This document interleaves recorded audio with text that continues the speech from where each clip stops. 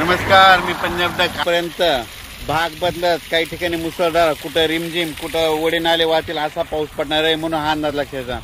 पण शेतकऱ्यासाठी सगळ्यात आनंदाची बातमी म्हणजे खूप शेतकऱ्याचे फोन येत होते पाऊस कधी उघडत आहे, कारण की शेतकऱ्याचे रानं दुरुस्त करायचे राहिले. शेतकऱ्याचे आनंदाची बातमी 1 आणि 2 जूनला सूर्यदर्शन होणार आहे म्हणून खास करून शेतकऱ्याची आनंदाची बातमी.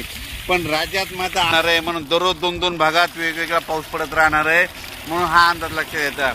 सांगायचं झालं तर हा पाऊस मध्ये 24, 25, 26, 27, 28, 29, 30, 31 पर्यंत सगळ्या राज्यात महाराष्ट्रामध्ये भाग बदलत पडणार आहे म्हणून हा अंदाज लक्षात घ्यायचा. मात्र 1, 2, 3 तारखेला राज्यात सूर्यदर्शन होणार आहे म्हणून ही खास करून शेतकऱ्याची आनंदाची बातमी. संत्र उत्पादकांचे फोन आले की मध्ये आम्हाला ताण द्यायचा आहे आणि हे पाऊस कधी उडेल, तर त्यांच्यासाठी सांगू इच्छितो 1, 2, 3 तारखेला सूर्यदर्शन होणार आहे म्हणून खास करून त्यांनी अंदाज लक्षात घ्यावा. आणि राज्यातल्या सर्व शेतकऱ्याला सांगू इच्छितो की उघडल्याच्या नंतर तुम्ही तुमचे शेतं रोटावेटर, कल्टिवेटर करून आपण आपली शेतं तयारीत ठेवा, कारण की राज्यात परत मान्सूनचा पाऊस कधी येणार आहे त्याचा मी व्हिडिओ नंतर देणार आहे.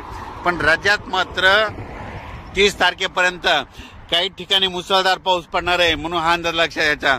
आणि त्या मुसळधार पाऊस जिथं पडणार आहे तुम्हाला एक सांगू इच्छितो की तो पाऊस सगळ्यात मुसळधार पडणार आहे मुंबईकडे पडणार आहे. म्हणजे मुंबईच्या सर्व जनतेने सतर्क राहण्याचे लक्षात घ्यायचं. त्याच्यानंतर साताऱ्याकडे जास्त मुसळधार पाऊस पडणार आहे, सांगलीकडे पडणार आहे, कराडकडे पडणार आहे, पुण्याकडे मुसळधार पडणार आहे, रायगडकडे मुसळधार पडणार आहे, पुन्हा त्याच्यामध्ये नगर जिल्हा संगमनेर भागाकडे देखील मुसळधार पडणार आहे.